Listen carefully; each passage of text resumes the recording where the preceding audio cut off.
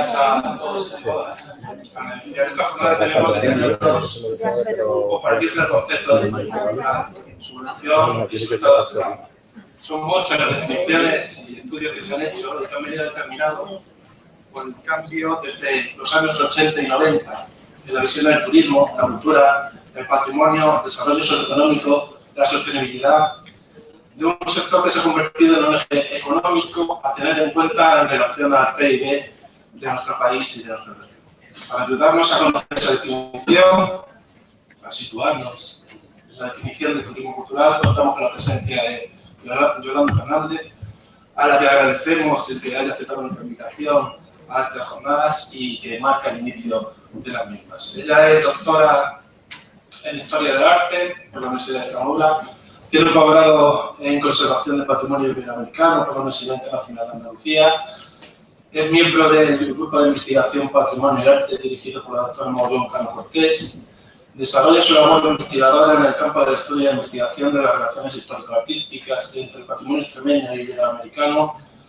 Durante los últimos años también se ha acercado al estudio, conservación y puesta en valor del patrimonio o los recursos patrimoniales y su gestión en el ámbito del turismo cultural. Ha formado parte de numerosos proyectos de investigación, como el inventario artístico del convento del siglo XVI en el estado de Puebla, en México, o en el estado de Morelos también en México. La rehabilitación de edificios histórico-artísticos con fines culturales en Extremadura y México, el cine y Extremadura, la arquitectura, lugares y asociaciones vinculados a su exhibición. También ha trabajado, tiene distintas publicaciones relacionadas con el tema, ¿no? Y ha asistido a numerosos congresos. Y entre los años 2000, destacar que entre los años 2007 y 2010 ocupó el cargo de directora de las actividades culturales del vicerrectorado de extensión universitaria en la Universidad de Extremadura y en la actualidad es profesora contratada doctora del Departamento de Arte y Ciencias del Territorio de la Universidad de Extremadura. Cuando quiera, te doy la palabra. Sí. Quiero empezar dando las gracias a la Asociación Extremeña, a la Asociación de Gestores Extremeños y Gestión Cultural, perdón, estoy un poco nerviosa por todos los problemas técnicos que ya se han solventado, y también en concreto a Ana Mar, que se ha portado excelentemente y que ha estado pendiente de nosotros en todo momento. Tengo que excusar también la presencia del decano de la Facultad de Empresarial y Turismo, que hoy han surgido algunos problemas, como siempre, en el último momento, y que le había costado estar presente en estas primeras jornadas de turismo cultural. Bien, me ha caído a mí la responsabilidad de hablar del concepto de turismo cultural y por eso poníamos este título situándonos qué es el turismo cultural. Y tengo que empezar diciendo que el turismo cultural constituye una forma de turismo que depende de las necesidades o de las motivaciones de los propios consumidores, por lo que su delimitación, como veremos, es bastante subjetiva. Lo que es turismo cultural para uno, por ejemplo, la asistencia a un concierto, es turismo de ocio para otros. El reflejo académico de esta realidad es que no existe un consenso en la literatura sobre los límites del concepto. Autores como Max Kercher o Duclos subrayan que existen tantas definiciones como tipos de turistas y atribuyen la ausencia de un consenso a la juventud del sector y a la diversidad de productos existentes. Por tanto, conceptos como turismo o cultura van a depender un poco del ámbito de estudio en el que nos movamos o también, por supuesto, del ámbito de trabajo.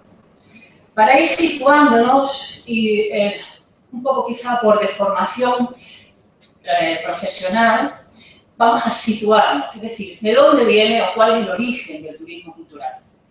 El fenómeno del turismo cultural, a pesar de no haber conseguido hasta hace relativamente poco un reconocimiento específico en el seno de la industria turística o en el ámbito de la promoción cultural, existe mucho antes de que el turismo se estructurara como un sector económico. Buena parte de los viajeros que recorrían Italia, Grecia, Egipto o Tierra Santa, que se movían por motivos humanistas, por motivos científicos, románticos, son los predecesores del turismo cultural moderno.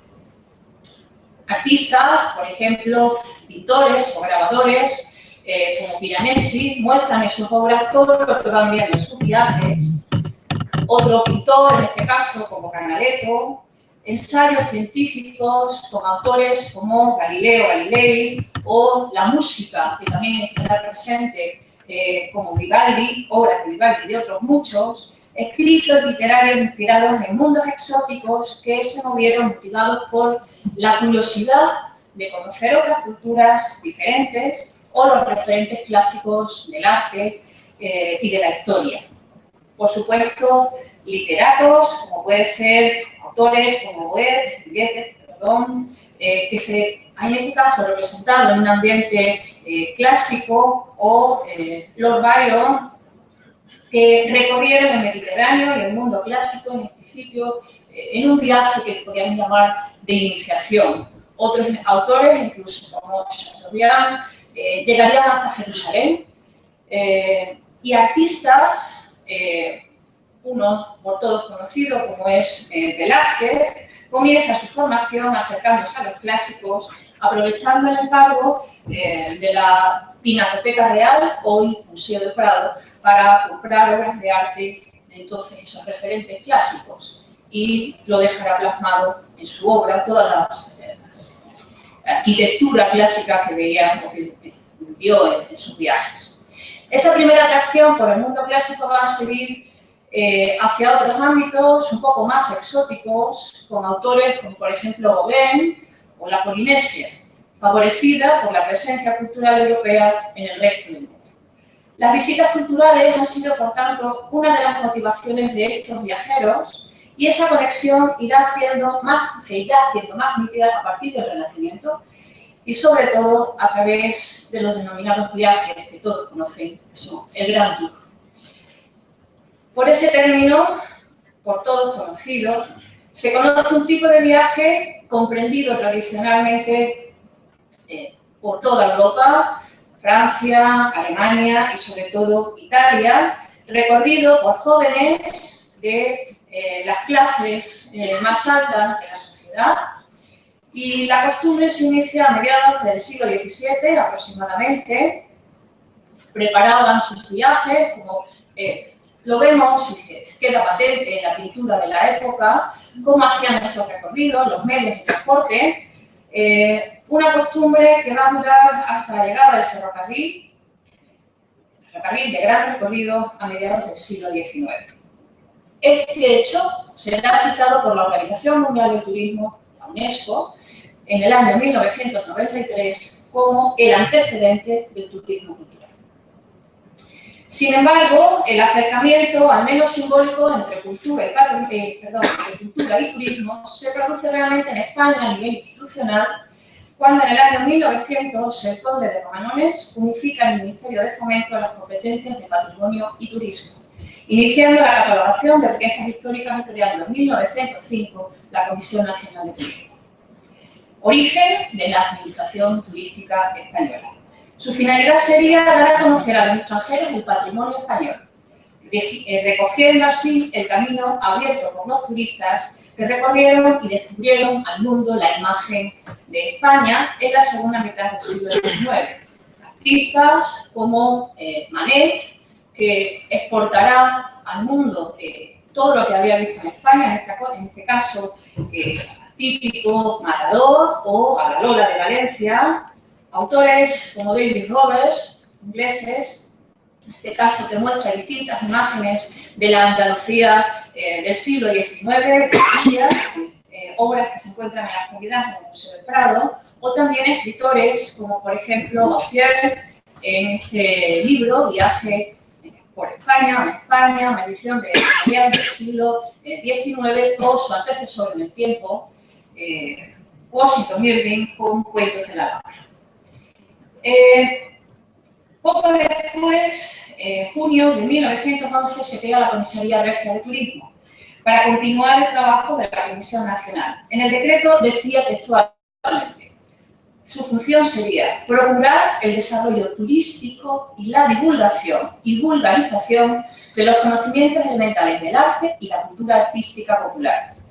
Ese organismo tenía como fin la creación de una España turística y cultural, recogiendo la herencia abierta por los viajeros románticos europeos que veían y que reflejara la identidad cultural del país, ofreciendo una serie de infraestructuras que acogieran al viajero, a la par que se diseñaban itinerarios turísticos para visitar monumentos o ciudades que representaran la identidad cultural española.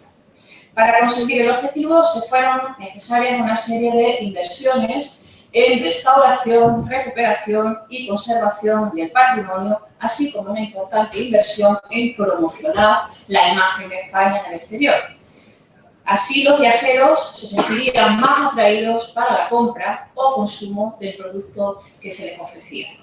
Para hacerse cargo de todos estos cometidos fue designado el comisario regio don Benigno de la Vega Inclán, marqués de la Vega Inclán, militar, viajero, pintor y un verdadero amante del patrimonio español. Intensamente preocupado por recuperar y proyectar la cultura y la imagen cultural de España en el extranjero. Considerado una gran autoridad por sus aportaciones al turismo, la cultura, el arte en general, y además para muchos es el creador de la idea de turismo tal y como hoy la conocemos. La metodología que utilizó fue completamente novedosa. Junto con la recuperación del patrimonio y la creación de itinerarios turísticos, desarrolla todo un programa de infraestructuras para que el viajero pueda sentirse cómodo en España. Por ejemplo, la creación de hoteles de lujo, como puede ser el caso del Palace en Madrid, o, por todos conocido, la creación de la red de paradores nacionales de turismo, donde, como saben, el principal objetivo es la recuperación del patrimonio para destinos, como finalidad turística, como recurso turístico. Además, también pues, el fomento de redes de comunicación por carretera y por ferrocarril. El texto que he añadido ahí es muy largo, simplemente muestra pues, cómo critica el marqués que hasta ahora las redes de ferrocarril simplemente son vías eminentemente prácticas y que se pierde, o que el viajero pierde, pues el sentido o el deleite de pasear, de viajar, de poder, no sé, gozar de los paisajes, de los monumentos a través de esas vías. No solamente del ferrocarril, sino también del coche. Aparece representado además en esa fotografía con Turner, con el pintor, para dar muestras de esto que decimos.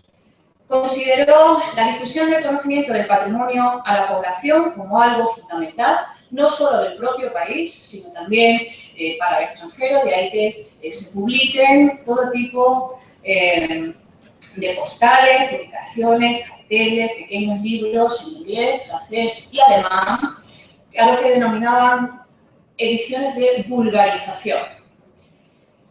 He querido traer algunos carteles de la época donde precisamente podemos ver cómo se intenta reflejar los monumentos, los itinerarios, los valores de España a través de esa publicidad histórica. En este caso son carteles de los años 30, años 40, hay alguno más. Y he querido también traer algunos de Extremadura. Todos estos carteles están recogidos en el Instituto Nacional de Turismo, su base de datos. También hay publicaciones interesantes, bueno, solamente destacar, por ejemplo, los dos carteles donde ven la imagen de España son la imagen de España y han utilizado, fotografías de Extremadura como un referente para atraer precisamente al turista extranjero.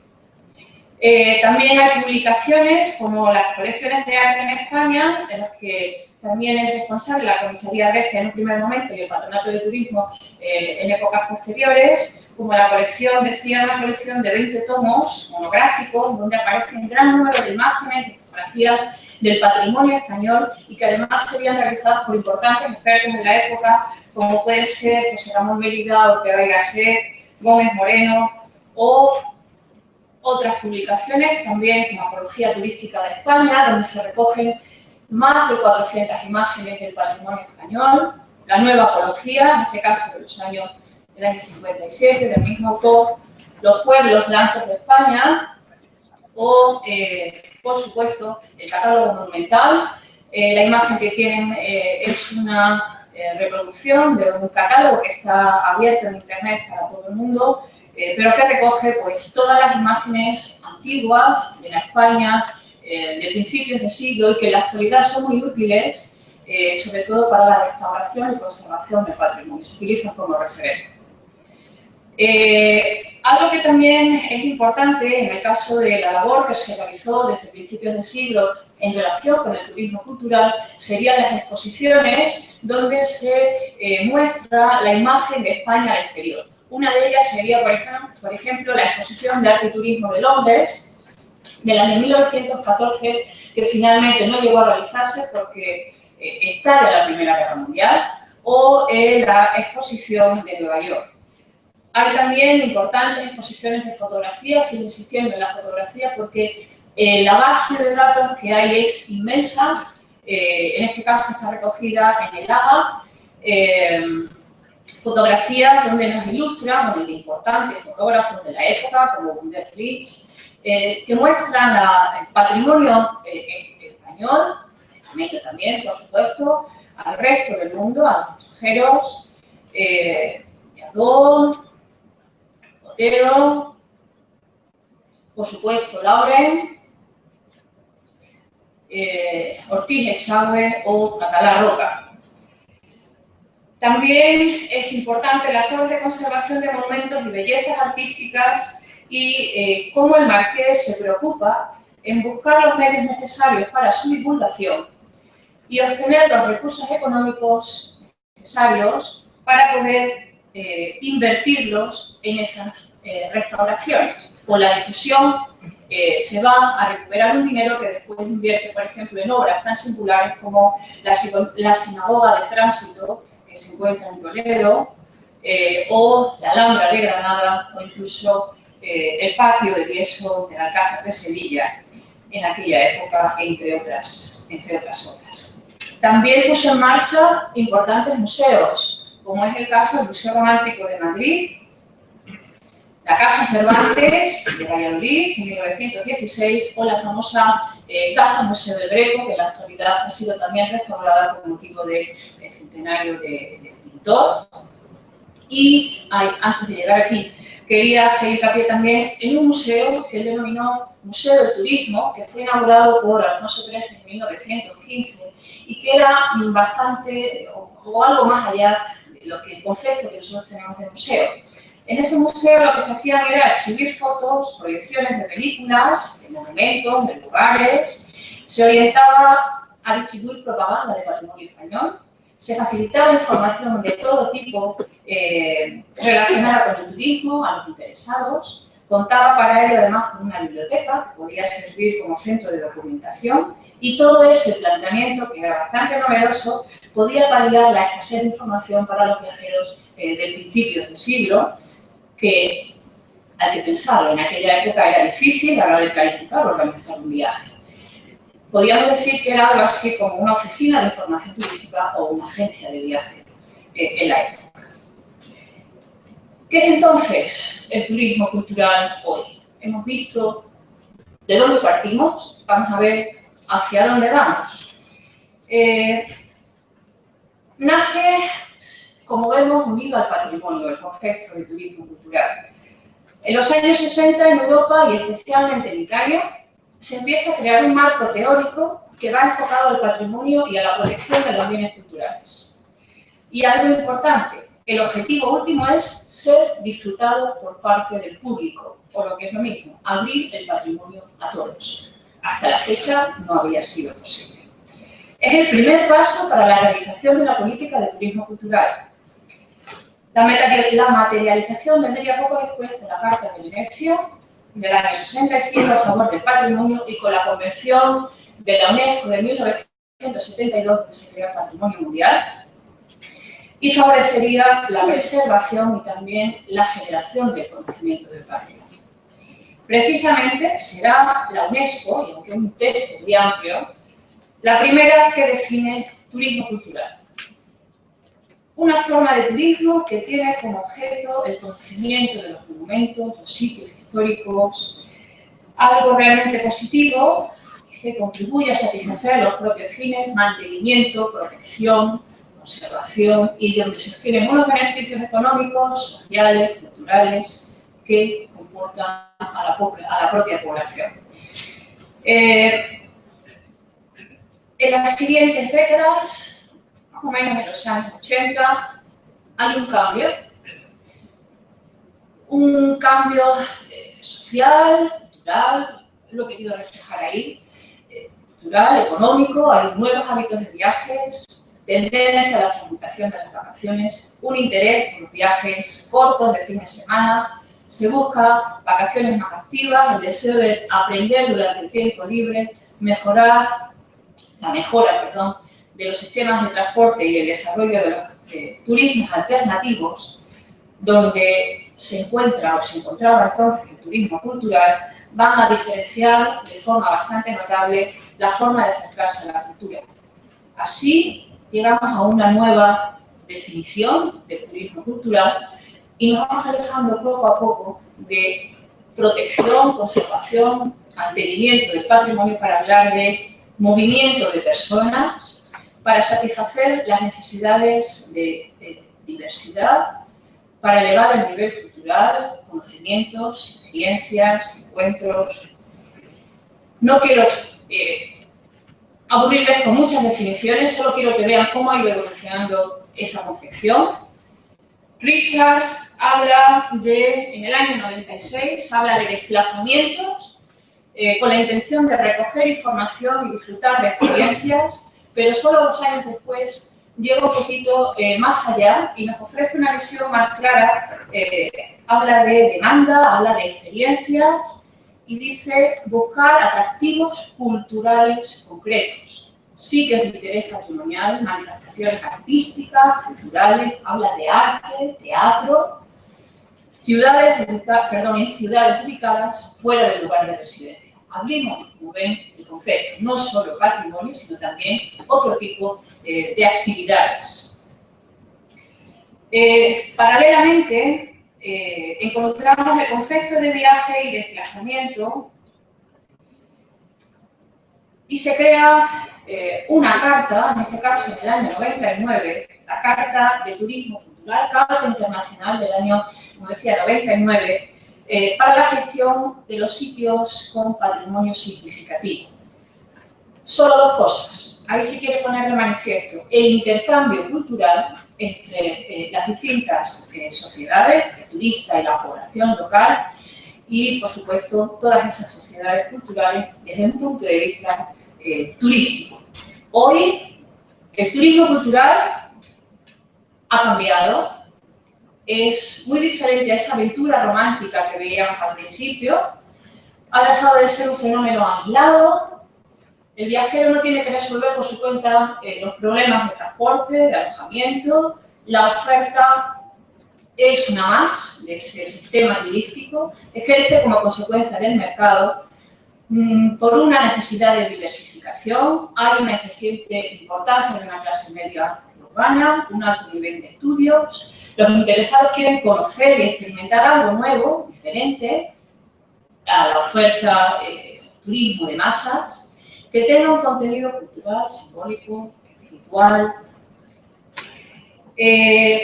Muy diferente es la visión de la UNESCO, y aunque les voy a poner una definición muy amplia, solo quiero fijarme en 2 o 3 cosas. No me gusta hacer esto, pero quizá se puede ver más claro. La UNESCO habla de ética, habla de favorecer la paz, la comprensión entre los pueblos, habla del bienestar de las poblaciones, preservar los recursos, de la calidad humana de los intercambios de esas comunidades, de desarrollo sostenible, diálogo intercultural y cultura de la paz.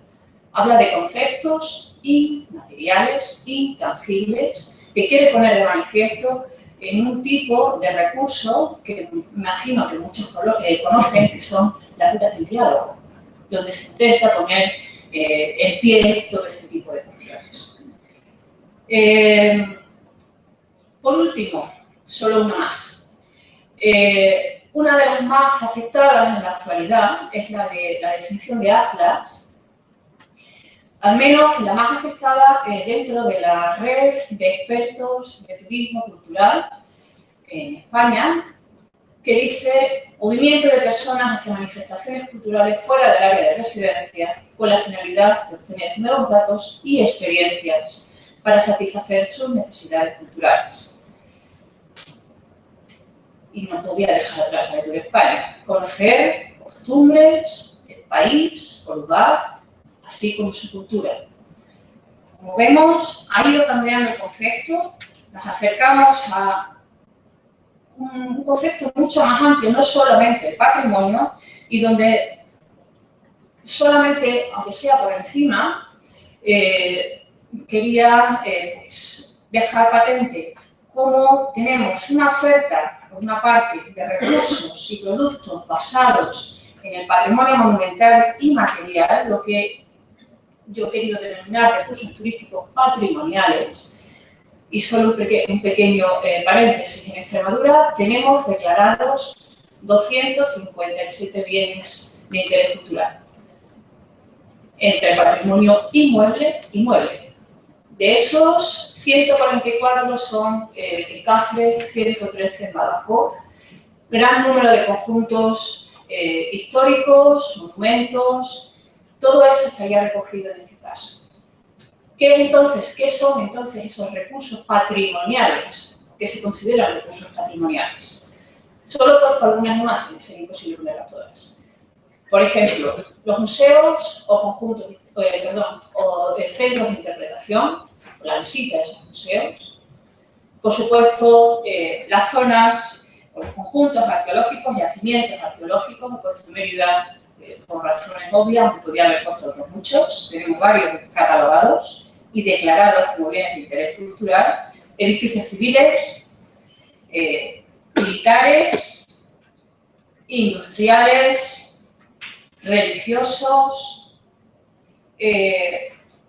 centros históricos o conjuntos históricos, como decía, jardines, los de abadías también están declarados bienes de interés cultural, y por otra parte se incorpora la demanda o las motivaciones que genera ese turismo cultural.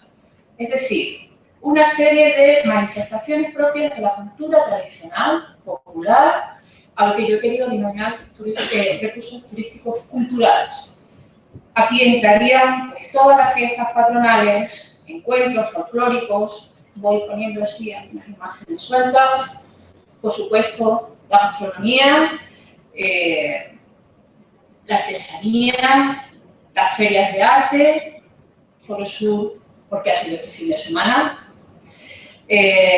festivales de cine, y también he puesto ese cartel porque ha sido la entrega de los premios Extremador el viernes, no por otro motivo, festivales de teatro, de danza, ópera, una amplia programación estable de exposiciones. Aquí ya se ha dicho en la mesa inaugural la cantidad de actividades que tenemos, conciertos, festivales además que son programados anualmente, fechas clave en el calendario de la actividad cultural de nuestra región, exposiciones que también son permanentes, conciertos o la visita o las estancias, el aprendizaje de idiomas. En este caso, permítanme la licencia, he puesto la fala porque está declarado bien de interés cultural y un bien inmaterial, por poner un ejemplo.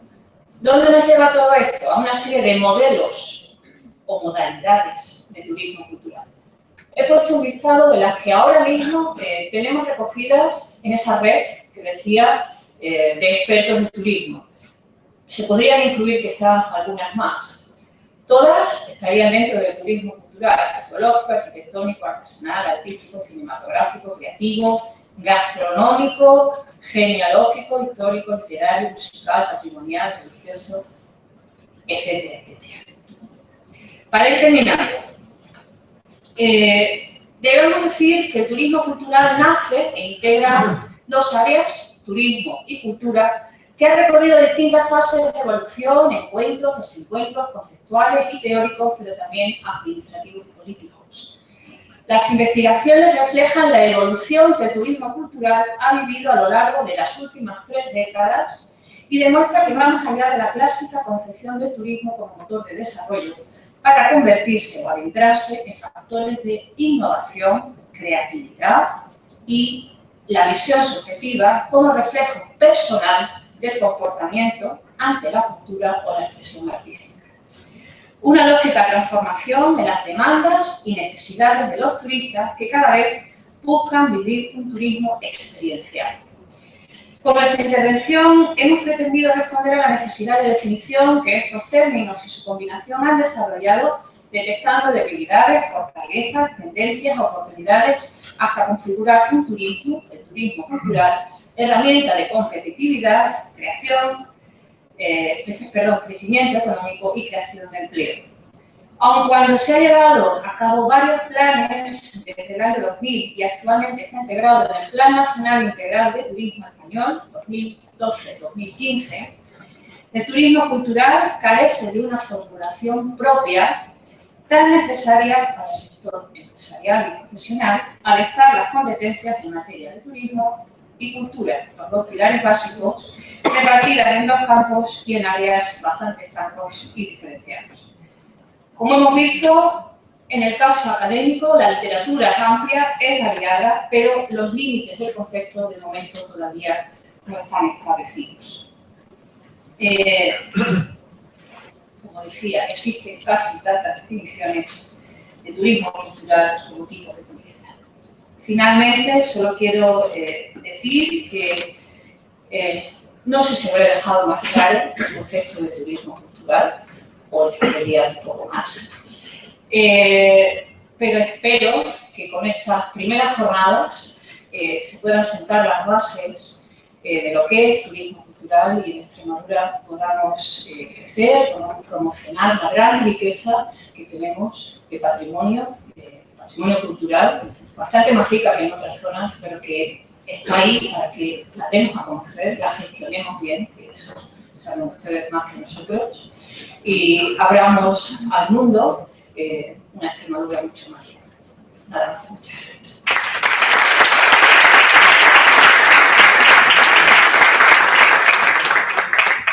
Muchas gracias, Yolanda. Creo que sí ha quedado claro. Sobre todo, quiero destacar tu síntesis para hacer todo este recorrido histórico. La dinámica que vamos a seguir en las jornadas va a ser que las intervenciones sobre los temas tratados en la mesa se harán al final de la mañana, entonces las preguntas, dudas o el turno de debate lo haremos al final de la mañana. ¿Vale? Ahora vamos a tomar un café después, ¿vale? Unos 15-20 minutos y volvemos con la mesa de